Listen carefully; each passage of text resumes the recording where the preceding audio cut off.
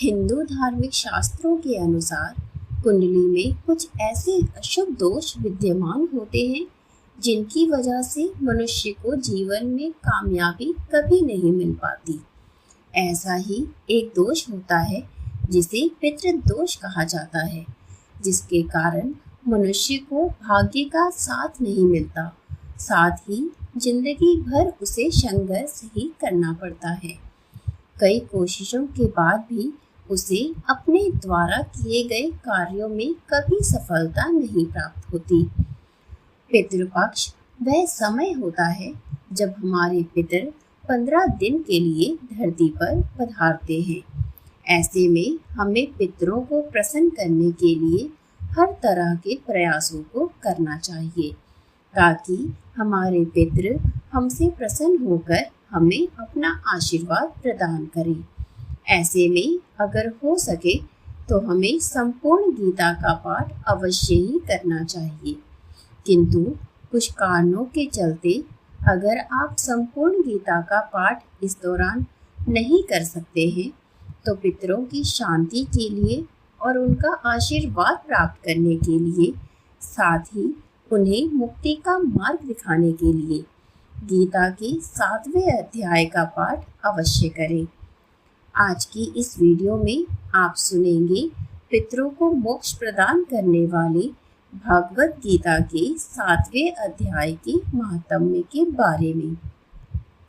इस अध्याय का महात्म्य बताते हुए भगवान शिव माता पार्वती से कहते हैं, हे पार्वती, मैं तुम्हें भगवद गीता के 7वें अध्याय का महात्म्य बतलाता हूँ, जिसे सुनकर कानों में अमृत भर जाता है। पाटलिपुत्र नामक एक दुर्गम नगर है जिसका द्वार बहुत ही ऊंचा है। उस नगर में शंकुकर्ण नामक एक ब्राह्मण रहता था। उसने वैश्यवृत्ति का आश्रय लेकर बहुत सारा धन कमाया, किंतु ना तो कभी पितरों का तर्पण करता और ना ही कभी देवताओं का पूजन किया करता। वह धन के लालच से धनी लोगों को ही भोज दिया करता था। एक समय की बात है, उस ब्राह्मण ने अपना चौथा विवाह करने के लिए पुत्रों और बंधुओं के साथ यात्रा की।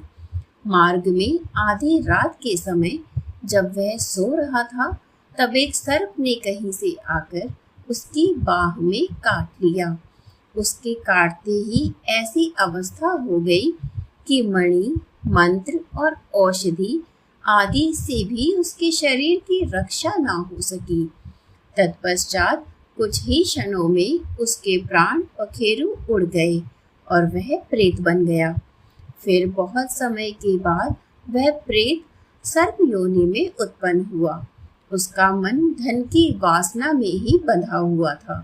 उसने पूर्व वृतांत को स्मरण करके सोचा, मैंने घर के बाहर करोड़ों की संख्या में अपना जो धन छुपा रखा है, उससे इन पुत्रों को वंचित करके स्वयं ही उसकी रक्षा करता रहूंगा। सांप की योनि से पीड़ित होकर पिता ने एक दिन स्वप्न में अपने पुत्रों के समक्ष आकर अपना मनोभाव बताया। तब उसके पुत्रों ने सवेरे उठकर बड़े विस्मय के साथ एक दूसरे से स्वप्न की बातें कही। उनमें से मंझला पुत्र कुदाल हाथ में लिए घर से निकला और जहां उसके पिता सर्प योनि धारण करके रहते थे, उस स्थान पर गया। यद्यपि उसे धन के स्थान का ठीक से पता न था, तब भी उसने चिन्हों से उसका ठीक निश्चय कर लिया और लोभ बुद्धि से वहां पहुंचकर बिल को खोदना आरंभ कर दिया। तभी एक बड़ा भयानक सांप प्रकट हुआ और बोला, अरे मूर्ख, तू कौन है और यहाँ किस लिए आया है और यह बिल क्यों खोद रहा है? तुझे यहाँ किसने भेजा है? तब वह पुत्र बोला कि मैं आपका ही पुत्र हूँ, मेरा नाम शिव है। मैं रात्रि में देखे हुए स्वप्न से विस्मित होकर यहाँ का धन लेने के लिए आया हूँ। पिता बोला, यदि तुम मेरे पुत्र हो तो मुझे शीघ्र ही बंधन से मुक्त करो, मैं अपने पूर्व जन्म के गाड़े हुए धन के ही लिए सर्प योनि में उत्पन्न हुआ हूँ। पुत्र बोला, पिताजी, आपकी मुक्ति किस प्रकार होगी, इसका उपाय मुझे बतलाइए, क्योंकि मैं इस रात में सब लोगों को छोड़कर आपके पास आया हूँ। पिता बोले, हे बेटा, गीता के अमृत रूपी सप्तम अध्याय को छोड़कर मुझे मुक्त करने में तीर्थ, दान, तप और यज्ञ भी समर्थ नहीं है। केवल गीता का 7वां अध्याय ही प्राणियों के जरा, मृत्यु आदि दुखों को दूर करने वाला है। हे पुत्र, मेरे श्राद्ध के दिन गीता के सप्तम अध्याय का पाठ करने वाले ब्राह्मण को श्रद्धा पूर्वक भोजन कराना, इससे निसंदेह मेरी मुक्ति हो जाएगी। हे वत्स, अपनी शक्ति के अनुसार पूर्ण श्रद्धा के साथ वेद विद्या में प्रवीण अन्य ब्राह्मणों को भी भोजन कराना। सर्प योनि में पड़े हुए पिता के यह वचन सुनकर सभी पुत्रों ने उसकी आज्ञा के अनुसार तथा उससे भी अधिक किया।